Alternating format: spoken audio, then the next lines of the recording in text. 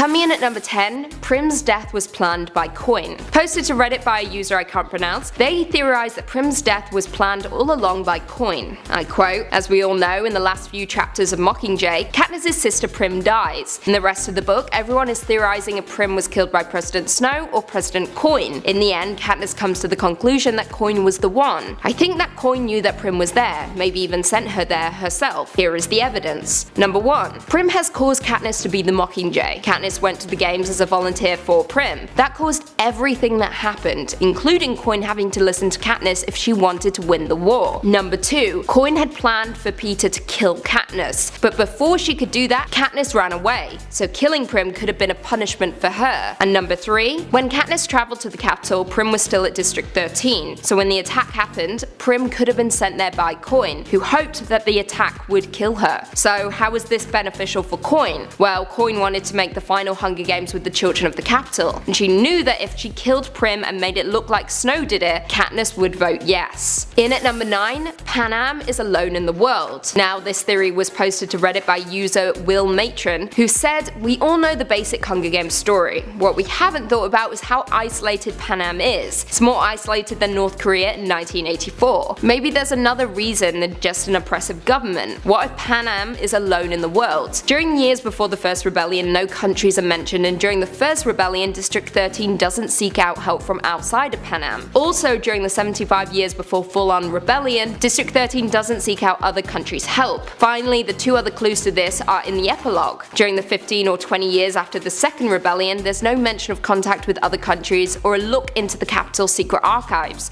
to see if they've kept contact secret. The rest of the world either doesn't have functioning governments or are dictatorships themselves." Coming in at number 8, Shared Universe. Uploaded to Reddit by Bax Terminator, they said, "I have a theory. The Truman Show and Hunger Games happen in the same universe. Sounds crazy, but hear me out. In the Truman Show, the public is obsessed with watching Truman. He is a major part of their culture that seemingly everyone watches, and a society that allows such a program may be using it to soothe the masses due to underlying societal unrest. The show may have been the glue that helped hold them together, but when Truman walked out in the show, that glue was gone. Then the country slowly dissolved into political unrest and a war started. After the war was over, the capital needed a way to better control their new nation and repurposed the Truman Dome to hold the Hunger Games. The society already had a predilection towards unsavory, voyeuristic programming, and now that they had recently been in a brutal war, the Hunger Games was a perfect tool." Coming in at number 7, The Purge. Uploaded to Reddit by Katie Jane. As we know, The Purge is set in a not so distant, slightly dystopian and highly politically charged future where crime has been made legal for 12 hours. And the Hunger Games is set in a future where America is split into 12 districts and is very much a dystopian country where 2 citizens are sent from each district to fight to the death for the nation to see. So, her theory goes that the Purge was eventually revolted against by the people of America, with the election ultimately splitting the country into divisions that were sorted by class. A compromise was eventually reached that the Purge would no longer be a free-for-all night of crime, and instead an organised competition that would serve as entertainment for the rest of the nation. Coming in at number 6 was Katniss Hijacked. Posted to Reddit by Lightning Fire, they said, "In the third book was shown the effects of hijacking, using Tracker-Jacker venom to alter someone's mind, specifically making Peter try to kill Katniss. Now, as we know, Katniss was stung several times by the Tracker-Jackers in both the book and the first film. Before the sting, she was trying to decide how she'd be able to kill Peter, and after she saw him with the careers, she didn't think she would have a problem with it. However, after she got stung, she sees Peter. Instead of killing her, he urges her to run and then saves her from Cato. She was still aware enough to process this, but the venom had already started working. After the stings, she's not sure how she feels or what is real. Then she learns they can both win and instinctively cries out for Peter. Now, ultimately, what they're saying is that Katniss suffered a primitive form of hijacking that altered her mind, causing her to fall in love with Peter. I mean, as someone who really shipped Katniss and Gale,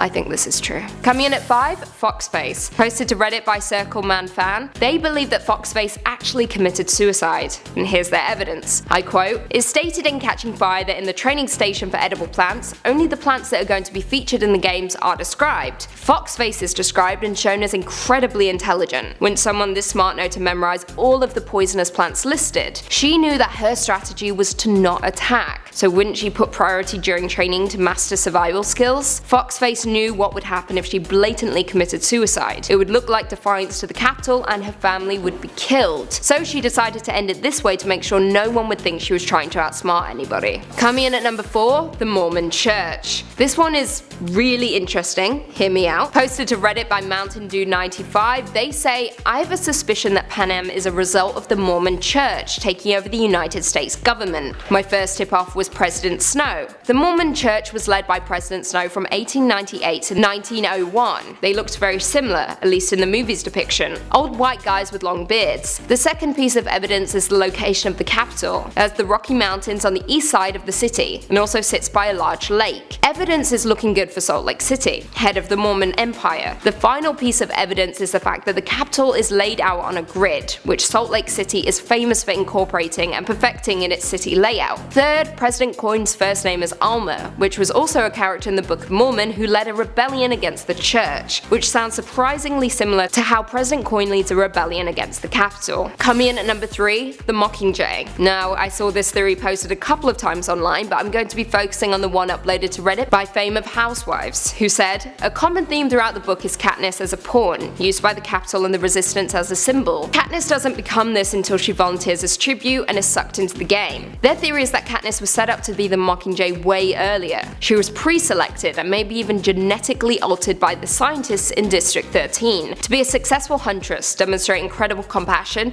and heroics by the powers that be to ultimately change the world. District 12 was so close to District 13 for the Resistance to keep an eye on Katniss and maybe influence the tribute selection to make Prim be selected. Knowing Katniss as well as they did, they knew she would have volunteered as a tribute and get the wheels in motion." In at number 2, it's an analogy for soldiers in America. Posted to Reddit by Burn Notice Lover, they said, "In the Hunger Games, the Capitol picked children from the community to send to their death, in a lottery process known as the Reaping, highly reminiscent of the lottery system used for the Vietnam draft. The new conscripts are given the royal treatment, idolized by the press and congratulated on the sacrifice by the Capitol. They are given a small amount of training and then are deployed to an unknown land far away from home to kill other young people, much like them, who were sent to die by the old and powerful. Catching Fire is thank you for your service to the book. It's how society treats veterans. The returning veterans are given a hero's welcome and are given heaps of respect and adoration, but their pleas to not let it happen again are ignored. They are treated more as objects of fashion than heroes, and the same society that welcomed them home sends them back into the meat grinder." Mockingjay is about how politicians treat veterans. Katniss spends this film being shunted from propaganda shoot to propaganda shoot, and serves as President Coin's mouthpiece, with Katniss ultimately realizing that Coin doesn't truly care about her. She's just going to send more children to die, with Katniss feeling used and betrayed, just like a number of American vets. And finally, in at number 1, the Revolutionary War. Posted to Reddit by the Martian Manhunter, they state that back in 1775, the British Empire employed its mighty empire into North America and seek to take their colonies. The colonists were fed up with the empire and decided to attack with brute force, sparking a revolutionary war. I quote, "In the Hunger Games, the districts do this too. They are fed up with the capital and initiate war. It has been noted by Suzanne Collins that Panem occurs in North America, many years from present day. Now, what if Britain won that war? Would they decimate all 13 colonies? No. They would kill the signers of the Declaration of Independence, and then strike fear into the hearts of the remaining 12 colonies by killing one off. Britain would kill off the colony making the least amount of money, Georgia, which, being the furthest south and thus farthest away from the capital, geographically matches up with District 13. Britain, having gone through a large war with the rebellious colonists, would set up a small center of command to regulate the colonies. This would be the Rockies, and have a leader similar to the governors that Britain placed in Massachusetts and others before the Revolution. This would be President Snow." Starting us off in number 10, the theory that Toy Story 3 is about the Illuminati. One of the most ludicrous conspiracy theories talked about on the internet. Floating around is the idea that Toy Story 3 has symbolism to the Illuminati,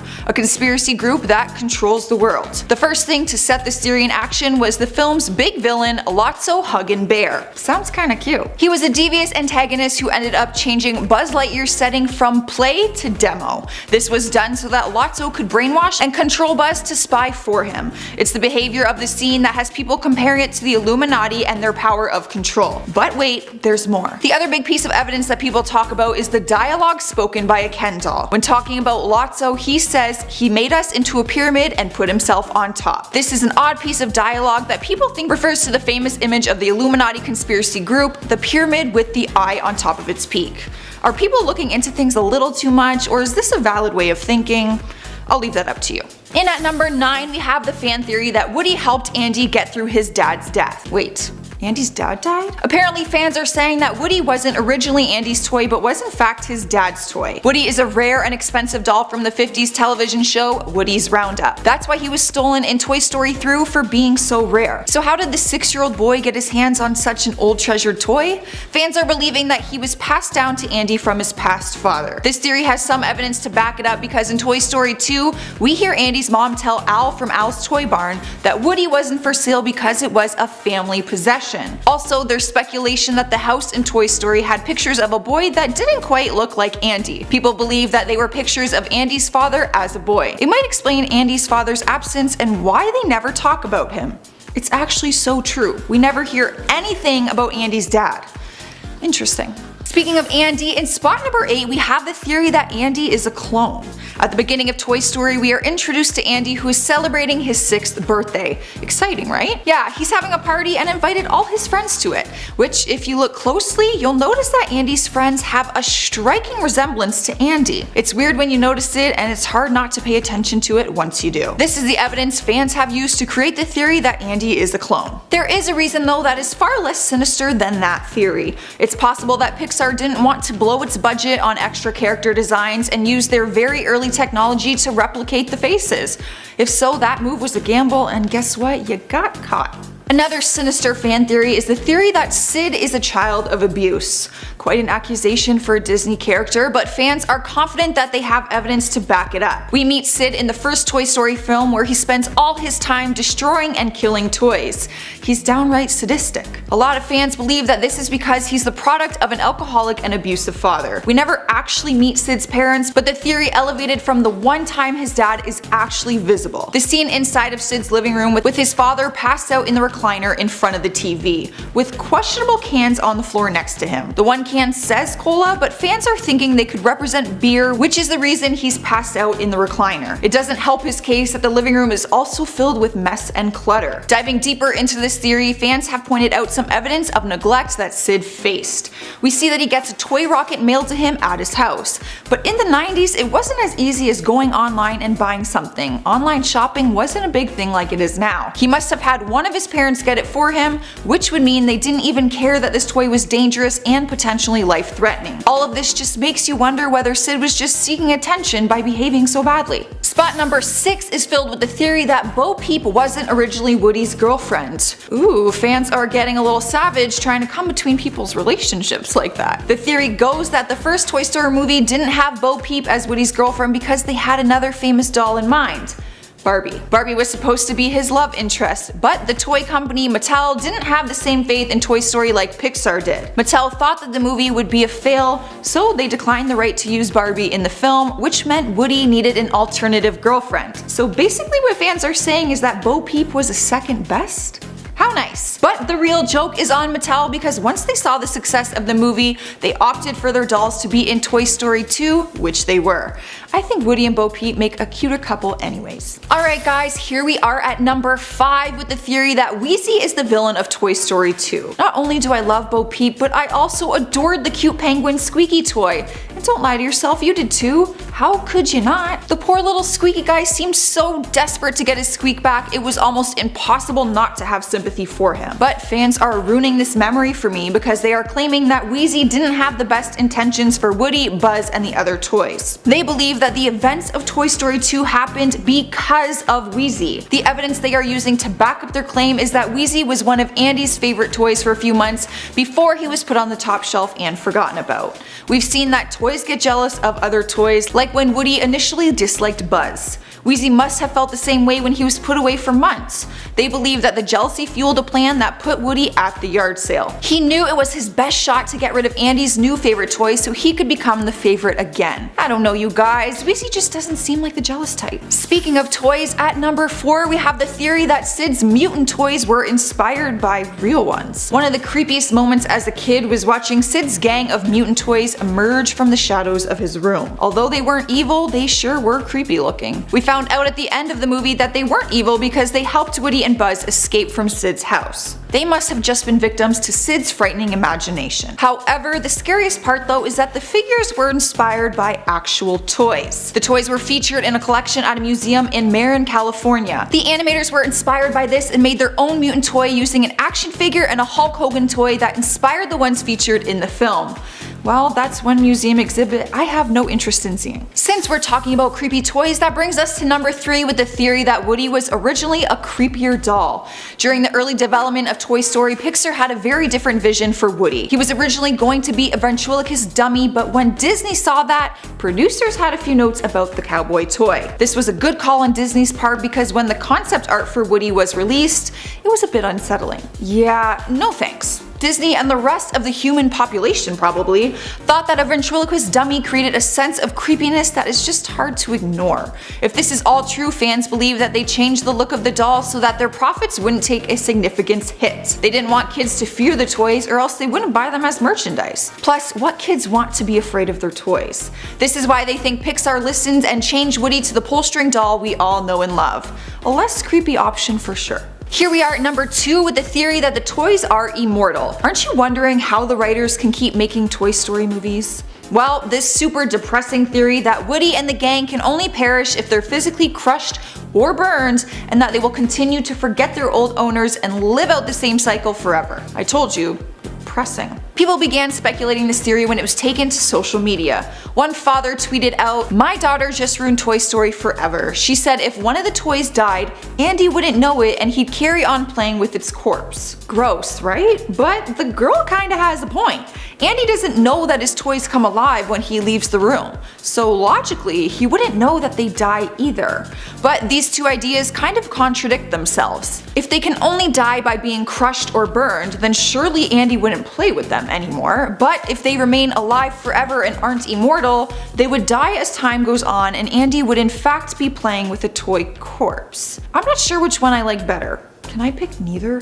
At number 1, we have a very serious theory that Toy Story 3 is a modern retelling of the Holocaust. Fans say that the film shares similarities with the horrific events that took place during the Holocaust timeline. One piece of evidence is Buzz Lightyear's suggestion that they hide in the attic to avoid being donated. Some are speculating that this relates to when the Jews would hide to escape prosecution. Anne Frank's story would go hand in hand as she was one of the Jewish victims who was hiding from 1942 to 1944. They would often hide in the attic of houses.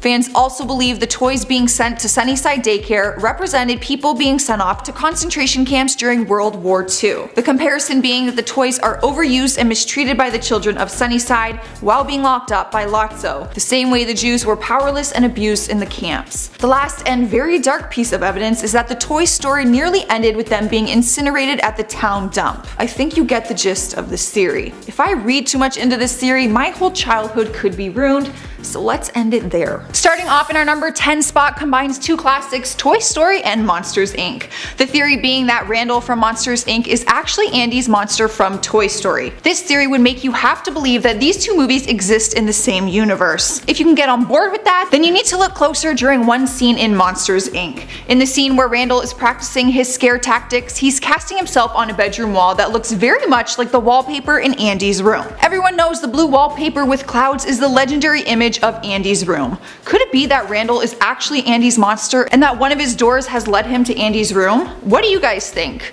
I think it's almost too coincidental for it to be the exact same wallpaper, so I'm getting on board with this theory. Speaking of Toy Story, our number 9 theory is that Andy's mom is actually Jessie's original owner, Emily. Okay, let's take it back a notch. Throughout the Toy Story movies, we never know Andy's mom's name, so this could actually be a possibility. Jessie, the cowgirl toy, in case you guys forgot, always spoke of her lost owner named Emily.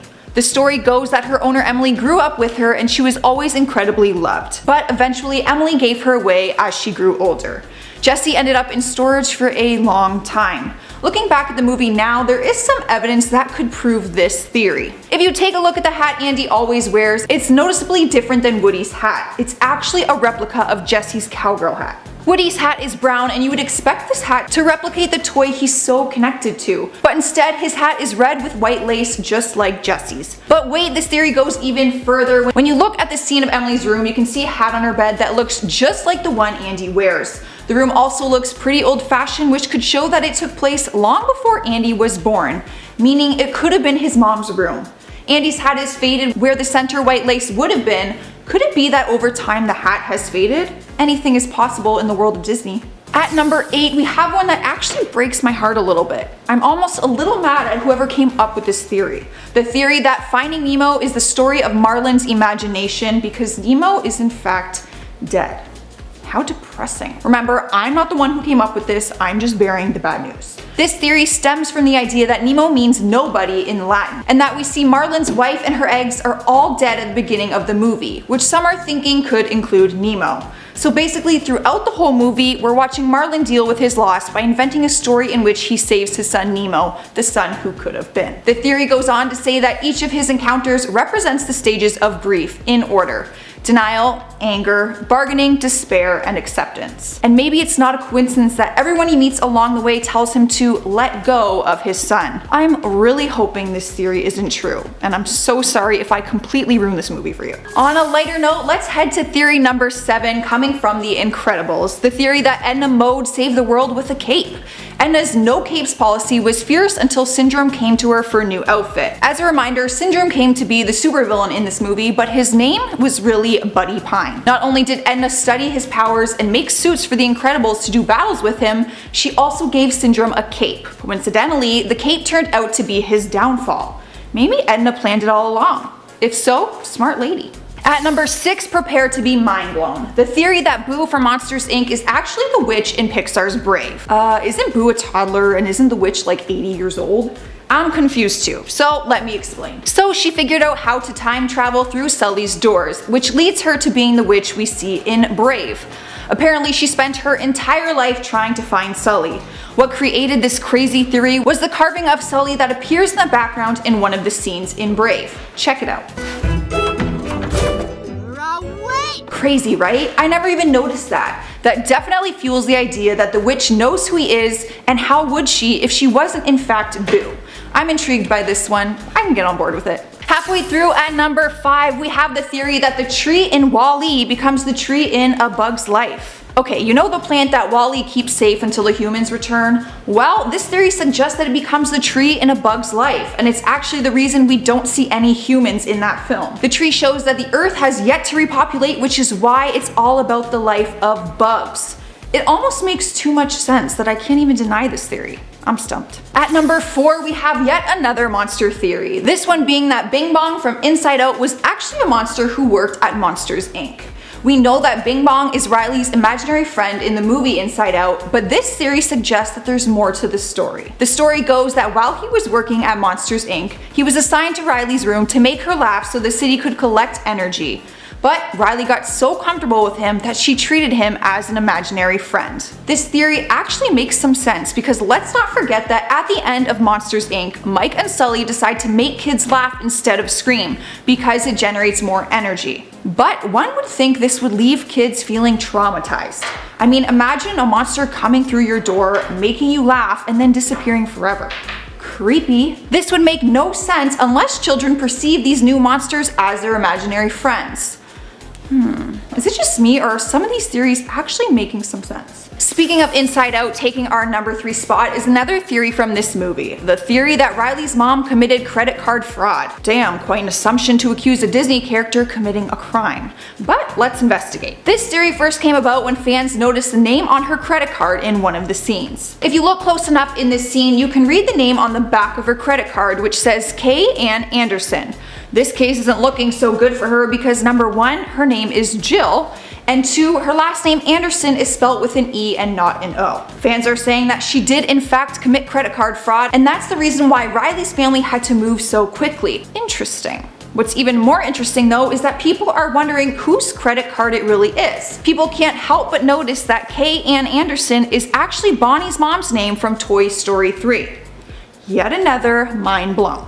Alright, if you guys thought I broke your hearts with the Finding Nemo theory, prepare for another tearjerker. In number 2, we have the theory that Carl is actually dead during the entire movie Up, as if the movie wasn't already sad enough. As a recap, Up follows the story of a 78-year-old man named Carl who loses his wife and fulfills his lifelong dream of tying thousands of balloons to his house so he can fly away. But he finds out he isn't alone on his journey when a little boy named Russell shows up. The theory suggests that he died in his sleep before he was going to be taken to Shady Oaks Retirement Village, and that Russell is actually his guardian angel helping him into the afterlife. The house could represent his connection to the real world. So basically what this theory is telling me is that we're watching old man Carl being escorted by a tiny angel up to his wife Ellie, who's waiting for him in the afterlife. I'm not crying, you're crying. Alright guys, at number 1 we have the biggest theory of all, the theory that all Pixar movies are interconnected.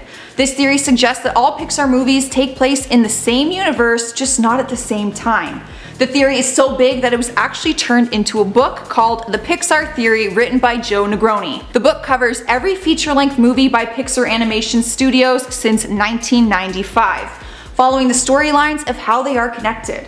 This theory would help explain quite a few Easter eggs you might have missed in some of the movies. A big one being a scene from Toy Story. If you pause the frame, you can see 2 bugs from A Bug's Life on one of the bush leaves that Buzz is standing in. Take a look. That's insane, right? It would only make sense if it was true that all these movies are taking place in one universe, but each story happening in a different timeline.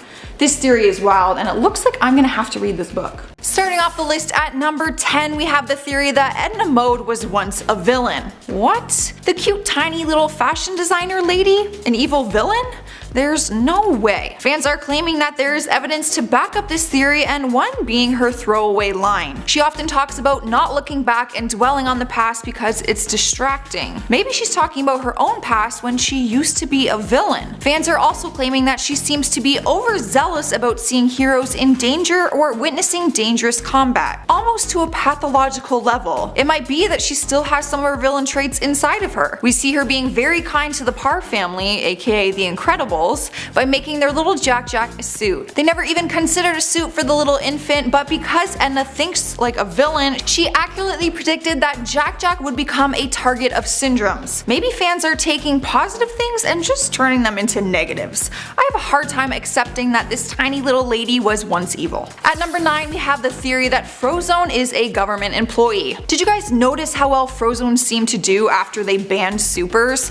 He had a nice high-rise, expensive equipment, and didn't need to work, at least from what we can see. Some fans have come up with the theory that he was only semi-retired with secret permission from the government and still received some payroll. Why would the government do this? Because Frozone would make a great informant. He has close ties to some of the most powerful supers out there and could easily keep tabs and reports on their activity. This is key information that I'm sure the government would love to get their hands on. So basically, fans are thinking that the government doesn't want him out publicly, but is still contracting his work under the table. Interesting. Sliding into the number 8 spot is the theory that Jack will have his one single power set. In the movie, the infant comes out as the strongest and most overpowered superhero in history. He is shown to possess all sorts of different superpowers, including levitation, teleporting, a Human Torch flaming body, and turning into a rage monster or transforming into steel. Talk about a resume. Fans have come up with the theory that he won't always have the different powers, but that they will all become a single set of powers like the rest of his family. They say that his powers are still developing because they have only just begun. Who knows what will happen with time as he begins to possibly gain or lose more powers. Keep in mind that when the rest of the Parr family first sees Jack use his powers, they don't go crazy at the fact that he demonstrates multiple unique powers at once, probably because they've seen these symptoms before. Fans believe that once he goes through his development stage, he'll have a single set of powers that fits his personality, kind of like the rest of the Incredible gang. In our number 7 spot, we have the theory that Violet Parr is an older Boo from Monsters, Inc. This theory is enough to make any Pixar fan excited. This fan theory is wildly popular on the internet and has fans dishing out tons of examples to back it up to be true. For starters, when Sully and Boo play hide and seek in the locker room, Sully is amazed at how good she is at hiding. Fans suggest that it was her powers assisting her and she's subconsciously using them to become invisible. The theory goes on even further to say that early on in Monsters, Inc., it is shown that each scarer is assigned to a child that suits them best. Randall's power to camouflage or go invisible would be ideal for the toddler Boo, who's coming to terms with having similar superpowers. It all seems like a bit of a stretch to me, but fans are confidently saying the two characters look alike, and that Pixar had Boo cameo in Toy Story 3, which means they are willing to cross over between movies. And in the number 6 spot, we have the theory that Buddy is the son of Psychwave and Universal Man. Seems a little odd that a non-super would be a non-super if he was the son of two super-powered beings, but the fans are sticking by this one. The evidence supporting their theory starts with Buddy desperately wishing to be a hero, and perhaps that's because both his parents have powers and he doesn't, and because they were superheroes, he was probably neglected due to their busy lifestyle. You can only imagine how busy a superhero must be. Which might be why Psychwave and Universal Man are the first ones on Syndrome's kill list. He might have a personal vendetta against them for feeling neglected by them. The theory goes even further to say that Bob Parr seems to be familiar with Buddy's mother, and we see that the Parrs are friends with many superheroes, so it would only make sense really. At number 5, we have the theory that contradicts theory number 4. This theory being that Syndrome is actually a super and his power is intelligence. Really? If that's the case, I must be a superhero too. Just kidding. Fans have come up with the theory that despite his claims, Syndrome really does have a superpower and it is super intelligence. Early in the movie, Buddy says that he has no powers but makes up for it with his impressive inventions. He makes various brilliant gadgets such as zero-point energy, an intelligent battle robot, tiny bombs, etc. All of these incredible inventions gotta make you think maybe Syndrome really does have some powers. Seriously, you have to be one smart cookie to create pieces of technology like these ones, right? He has made some idiotic mistakes which would have people saying that he isn't very smart, but his inventions prove otherwise. So which is it? Is he a super or is he not? Taking the number 4 spot is the theory that Edna sabotaged Syndrome by making him the cape. Ooh, so maybe she was a villain after all. We all know that Edna is strongly opposed to using capes and for very practical reasons, but what if this all came from trauma? The super named Strategale was only in The Incredibles for a quick moment during the montage showing the danger of capes. She was the one who got sucked into the turbine of a giant jet. Later on in the movie, we get a glimpse that shows her record, stating that she was actually a high school student. The theory goes on that Edna feels so strongly about capes because she feels responsible for this death. But the theory speculates that Edna was stuck on this no cape rule until Buddy was known as the villain Syndrome. That's when she knew she had to sabotage him to protect her supers, and she knew a cape would be the perfect downfall. What do you guys think? Was the cape all part of her plan? And at number 3, we have the theory that Mr. and Miss Incredible possess clairvoyance power. As if they didn't have enough power already, fans believe that they are starting to conceal even more powers. We all know that Mr. and Miss Incredible have 3 children, Violet, Dash, and Jack Jack. It seems that each kid was obviously named after their superpowers. Dash has super speed, so his name totally reflects his abilities. Violet can disappear, which is like the ultraviolet spectrum of light that humans can't see, hence her invisibility powers. Jack Jack begins to show his powers at the end of the movie. It turns out he has a range of different powers, which makes him the jack of all trades. I don't think they picked 3 random names that just so happen to match their powers. We know their names weren't picked after their powers came out because Jack Jack had his name before the powers were displayed. The theory goes that the parents have clairvoyance powers and picked those names for a reason. I mean, what are the chances of just randomly picking 3 names that match superpowers so well? And at number 2, we have the theory that Violet is Helen's daughter but not Bob's. Wait, what? Fans started a theory which they believe is the real reason Violet has black hair and her parents have red and blonde hair. She doesn't actually belong to both parents. The theory goes that Violet's real dad is actually Snug. Snug is an old friend of Helen's. He actually owns multiple planes and jets and even lent one to Helen so she could access Syndrome's island. They are such good friends that Helen even keeps a framed picture of her and Snug right beside 2 other family photos with Mr. Incredible and the kids, which is definitely odd seeing as we don't see any framed pictures of Bob and his old friends. Snug must have some pretty big significance to her life to be framed in her home. According to the fan theory, Helen got with Snug before she was with Bob, which is very much possible seeing as Violet is the first child. The cherry on top is that it just so happens that Snug has dark hair. Which leads us to the number 1 theory that Mr. Incredible cheated on his wife with Mirage. Oh my god, you guys, who's coming up with these theories? It just seems like fans want these 2 to get divorced or something. something. In the first movie, The Incredibles, we see Helen Parr suspects her husband is being unfaithful to her after finding a blonde hair on his suit, and rightfully so, seeing as he acts shady and hides all his heroic adventures from her at first. Once she found out he was hiding the truth from her, the blonde hair only added to the suspicion of his honesty. We as the audience like to believe that he was only sneaking around to play hero again, that's all. But some fans are thinking that he may have actually had an affair. Fans started pointing out that Bob, aka Mr. Incredible, is never shown standing close enough to Mirage while in his suit to actually pick up one of her hairs. That looks pretty close to me. Some fans are also saying that the flirting was obvious and Mirage didn't hide the fact that she was attracted to Mr. Incredible. I mean, she does tell him that he looks rather dashing in one of the scenes. The theory continues saying that Mirage was unaware that Bob is married until she meets Helen, so she wouldn't have any hang-ups if he really did make a move on her. I think it's just all a misunderstanding.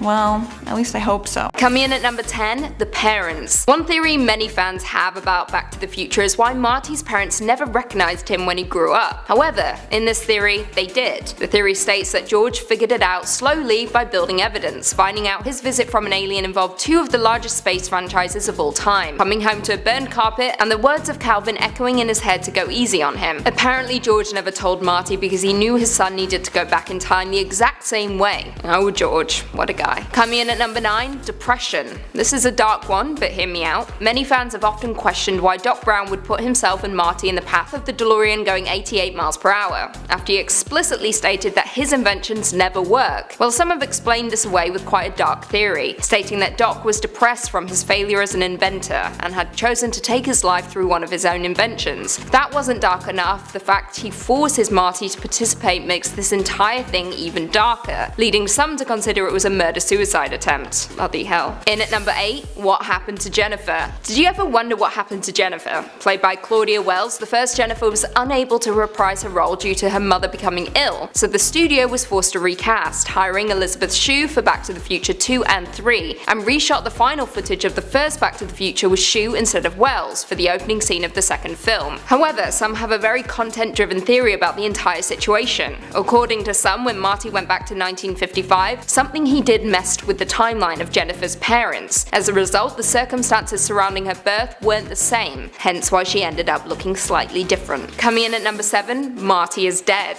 Say it ain't so. Is our favourite teenage time traveler really dead? Well, according to some fans, yes. Some theories floating around online say that Marty actually died in the tunnel, trying to get the Almanac book from Biff. Distraught by Marty's death, Doc goes back in time to save him, which explains why Doc dropped the rope at the exact moment Marty needed saving. Coming in at number 6, the paradox complex. Any good fan of Back to the Future knows that paradoxes should always be avoided. Knowing this, fans have come up with quite the interesting theory about the DeLorean, and that it in fact broke down to avoid paradoxes. In this theory, fans believe that the DeLorean is sentient, or at least sentient enough to break down at the perfect time to avoid a paradox, including breaking down when no one in 1955 will find a car from the 80s. Coming in at number 5, Marty is a martyr. We've got yet another dark theory here. According to some fans, in an effort to stop the potential paradox of Marty meeting himself, Doc does something very, very dark. Instead of Marty watching Doc send himself off to the past, fans think Doc sends the second Marty to his death, and in some theories Doc convinces Marty to die, and in others he never tells him. Jeez, dark. Coming in at number 4, Doc Brown is a Time Lord. That's right, some fans out there believe that Doc Brown is a Time Lord, and not just any Time Lord, the Time Lord. At the end of the third movie, Doc says he's already been to the future, implying that he is much older than he actually appears, just like Doctor Who. Not only that, but Doc's love of bow ties, his pet dog, and his ability to get into and out of very sticky situations has made some fans certain that he is in fact the Doctor. In at number 3, where are our hoverboards? It's the question we've all been asking ourselves for years, screaming into the void, where are our hoverboards? We've waited patiently but still no dice. However, fans have explained this by stating that we're actually in the alternate timeline created by Marty and Doc. One theory goes that the man Marty hit while racing was actually going to a meeting about hoverboards, and that if Marty had hit him, he wouldn't have made the meeting and wouldn't have been able to turn down the hover technology, causing the boards to be made. However, since Marty changed history by not racing, the man was never hit and went to the meeting, turning down the invention. Another theory suggests that Doc actually created hoverboards, but now that he's living in the past with Clara, he never invented them. Sad times. In at number 2, Donnie Darko. Apparently there's a Back to the Future reference in Donnie Darko that we all seemingly missed. list. Yep, that's right. Richard Kelly, director of Donnie Darko, is a huge fan of Back to the Future, and fans believe that the film is actually fan fiction written by Kelly about the film. If you replace Donnie with Marty, the rabbit with Doc, and Gretchen with Jennifer, it all makes sense. Crazy. And finally, in at number 1, the Lockhart theory. Now this theory was coined by Robert Lockhart, hence the name, and theorizes that the Back to the Future franchise is one big chiasmus, meaning that it's perfect symmetry. He states that the first and third movies are symmetrical and the second movie mirrors itself, an example being that the first movie starts with Marty being blown back by Doc's amp and talking to him on the phone, and the final movie ends with Marty and Jennifer being blown back by Doc and talking to him once more. Yup.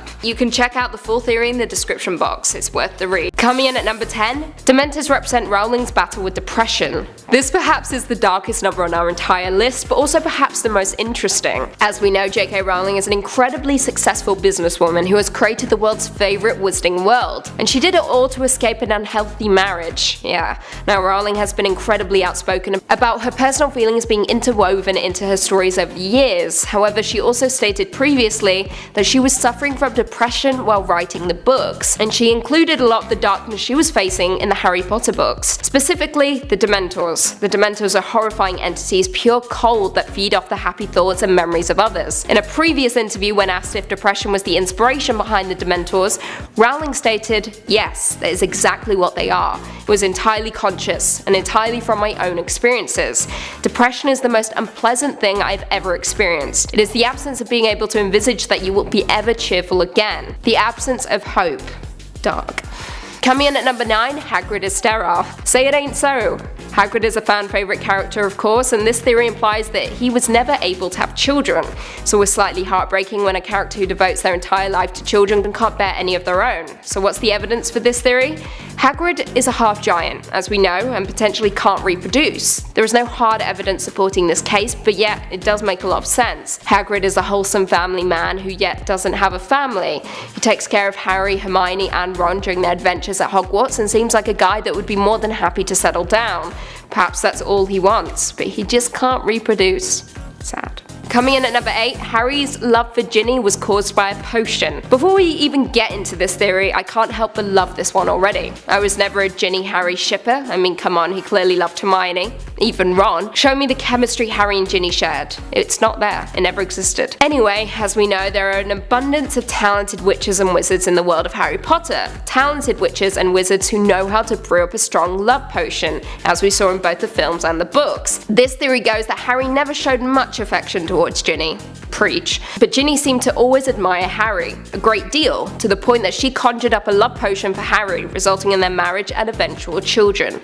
Nutter. Coming in at number 7, Voldemort's Bogart would be his corpse. We have another dark one here. I mean, this entire list is pretty dark. Harry Potter in general is pretty dark. As we know, Voldemort is a character that seemingly fears nothing. He murders innocents without even an ounce of guilt or hesitation. He betrays his friends and forms no bonds. But according to the author herself, J.K. Rowling, the one thing Voldemort does fear is death. In a previous interview, Rowling was asked about Voldemort's Bogart, to which she responded with, "Voldemort's fear is death. Ignominious death. I mean, he regards death itself as ignominious. He thinks that it's a shameful human weakness. As you know, his worst fear is death. But how would a Bogart show that? I'm not too sure. I did think about that because I knew you were going to ask me that." Smart lady. Coming in at number 6, Draco Malfoy is a werewolf. Now, I would be into this. Malfoy had a strong redemptive arc throughout the Harry Potter series, from evil daddy's boy to standing by Harry Potter's side at the end of it all.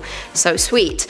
Now imagine that during this time Malfoy was a werewolf. Yeah, so bloody cool. As we know, Animagi and werewolf exist within the world of Harry Potter, so Malfoy being a werewolf wouldn't exactly be all that shocking. There are many fans out there who suggest there is actually significant evidence supporting this theory, the evidence mostly occurring in the 6th and 7th books. The crux of the theory is that Fenrir Greyback bites Draco when Lucius fails to retrieve the prophecy for Lord Voldemort. Considering Greyback also bit Remus Lupin is quite the interesting theory. Another piece of evidence is that Voldemort says to Draco, "Maybe you can babysit the cubs," when referencing Remus and Tonks' children. I'm into it. Coming in at number 5, Voldemort is unable to love. Aw, no. Voldemort, as we know, is a detached human who is cold, calculated, and ready to murder at the drop of a hat. But perhaps there is reasoning behind his lack of emotion is because he was born of fake love. Yep. Rowling has previously stated that Voldemort was conceived by the influence of amortentia, a love potion, which means he was born of fake love, rendering him unable to love because of this. In turn, Voldemort's thirst for power and desire to commit murderous acts was down to his own birth. He was doomed from the very beginning. Coming in at number 4, King George and George Weasley. Now this is less of a theory and more of a small piece of trivia that seems too strong to merely be a coincidence. Originating on Tumblr, this theory goes as follows, I quote, "All the Weasleys' names except for Ron are either the names of a British king or queen or an Arthurian name. King George III was deaf in one ear and he became king because of the untimely death of Prince Frederick." This is chilling. Both Georges suffer from an ear problem, both Freds meet a grisly end. What do you guys think? Coincidence or intentional piece of trivia? Coming in at number 3, the three brothers. This theory goes that Harry, Snape and Voldemort are the modern representation of the siblings from the tales of the three brothers. Into it. As we know, Harry is a descendant of Ignotus Peverell, and Voldemort is a descendant of Cadmus Peverell, so it's not too much of a stretch to believe that Snape could also be a descendant of one of the brothers. Not only that, but Snape died for a lost love, Voldemort died for power, and Harry grew to death like an old friend, thus making this theory more legitimate. Coming in at number 2, Hogwarts is an insane asylum. This theory took flight relatively recently, stating that while Harry sat in front of the mirror of Erised, he went completely mad, forcing him to view Hogwarts from a mentally unstable point of view, as a misconfigured asylum. Moving stairs, blood-drenched walls, talking paintings, these things are all imaginary, and Harry is instead being placed there to deal with the death of his parents. Not only that, but the theory goes on to suggest that Harry actually murdered Cedric, as he was the only one to witness his death, and no one quite believes him when he suggested it was Voldemort. On top of that, during an exchange between Harry and Dumbledore, Harry says, "Tell me one thing. Is this real, or has this been happening inside of my head?" Ooh, what do you guys think? Coming in at number 1, Dumbledore is death. Now this theory suggests that Dumbledore is the personification of death, and apparently there is a ton of evidence to support it. To begin, Dumbledore is the one to give the invisibility cloak to Harry in the first book. He is also the one to give the resurrection stone to Harry by hiding it in the snitch. Not only that, but Dumbledore indirectly delivers the Elder One to Harry after he defeats Draco Malfoy in a duel. And the final piece of evidence is that Dumbledore is behind/involved in both the death of Snape and Voldemort. That has us starting at number 10. Disney movies are filled with romance, but in Frozen 2, could there be a possible snowmance? Some fans believe that things are going to heat up for the hilarious snowman Olaf. Not literally heat up, as we all know what happens to snowmen in the summertime. It's possible this sassy snowman's life is about to change in the love department. He's rumored to have a special love interest on the horizon in the upcoming sequel. There's no hint of the identity of his new main squeeze, but the fans have come up with some pretty interesting theories. Will it be a sparkling lady snowman? Could it even be a human girl? Could the writers go for something even more adventurous like a troll? Guess we'll have to wait this one out and see what happens. Which brings us to theory number 9. What about the love between Princess Anna and Kristoff? Most would agree that Anna had a rough go on her first engagement. I mean, she almost lost her life to her first conniving fiancé. But luckily, at the end of the Frozen movie, things are really looking up for her since she met her new man, Kristoff, who comes across as a genuinely good guy. I know he's just a Disney character, but he's everything a girl would want in a husband. Disney is known for epic weddings, so fans are thinking this sequel could be the one where Anna ties the knot. Some are even saying that Sven would make the perfect best man, and maybe Olaf could officiate the ceremony. Now that's a wedding I want to be invited to. Now we're at number 8. Every Disney hero needs an epic villain to overcome, and fans are wondering, who will it be in this sequel? In the original movie, the greatest struggle is Elsa's battle with herself. Now that she has overcome them, who is going to come into the picture and stir the pot? There was an evil fiancé in the first movie, but he was small potatoes compared to the rampaging Snow Queen. Since Elsa is now in control of her power and emotions, there needs to be a new villain in town. Fans are thinking there's a new female villain coming with the power of fire. They have even painted a picture all over social media of a new Disney character wearing a red dress, similar to Elsa's. What better battle to have with an ice queen other than fire? Maybe there will be a new queen in town. Although there might be a new evil queen in town, who wants to see evil Prince Hans again? Not me. Theory number 7 is that he'll be making a return in the sequel, but with a change of heart. After all, it would be extremely boring for Disney to simply bring back a villain as the same old bad guy. Maybe he will come back as a changed man and save the day. Some are even going as far to think that he might even win the heart of Queen Elsa. Although that might be a bit extreme, seeing as he tried to kill both her and her sister Anna, but a change of character might make it possible. Maybe there will be a new Disney hero this time around. We all adore Disney heroes, but one thing that everyone adores in the Frozen movie is the sisterly love message it portrays, which brings us to theory number 6. Some fans are saying the sisterly love was a sham, and that Anna and Elsa aren't even real sisters. Fans are saying that Elsa and Rapunzel from Disney's Tangled are actually the real siblings. The theory goes like this. Elsa shares the same parents as Rapunzel, King Frederick and Queen Ariana, who passed along the magical powers to their 2 daughters. After all, Anna isn't even blonde, whereas Elsa and Rapunzel are.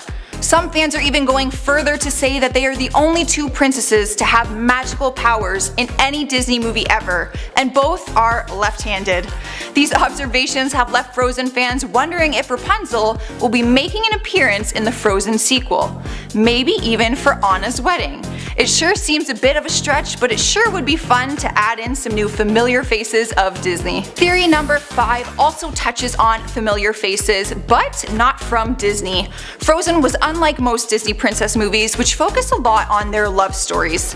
The focus of Frozen wasn't on the sisters' love lives, in the sense that it didn't end with a big flashy wedding. Because of the unique storyline that was so outside the norm for Disney princess movies, fans are wondering if love stories will dominate this sequel. If love is in the air as much as snowflakes are, fans have yet another theory of who Elsa might fall for. There have been serious rumors that Jack Frost might make an appearance and melt the heart of the Snow Queen. Yes, I'm talking about Jack Frost from Rise of the Guardians, a DreamWorks film.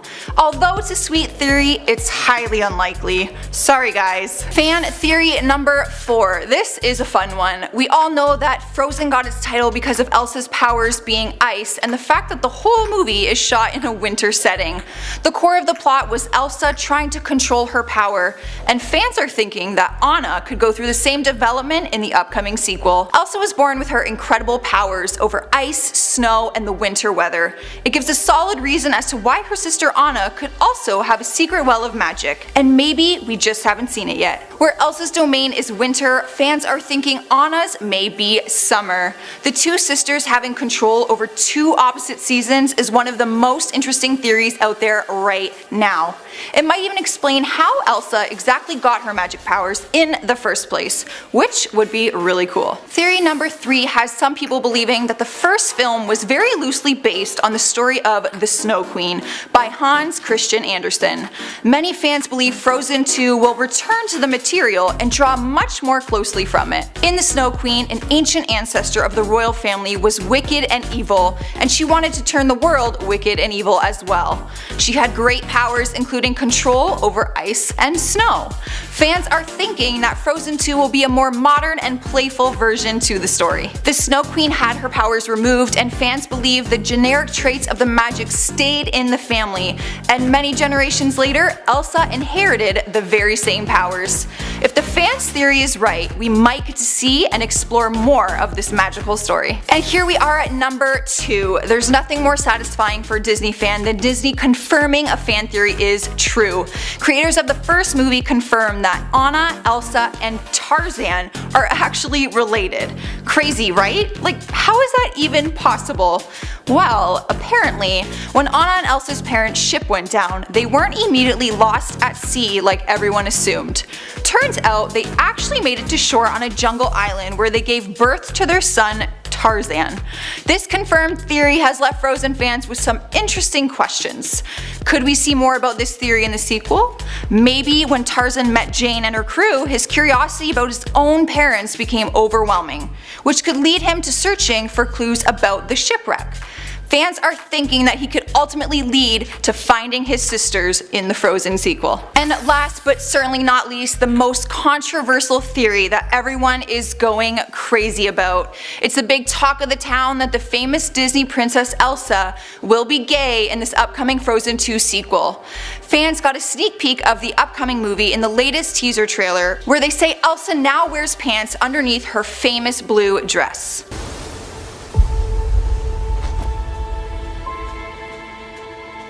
This has created the theory that Elsa's character will have more of a masculine vibe this time around. Some speculated that Elsa's song Let It Go in the original movie sounded very much like a coming out song. Could it have been planned that the lyrics were actually a segue for the character's sexuality to come out in the second film?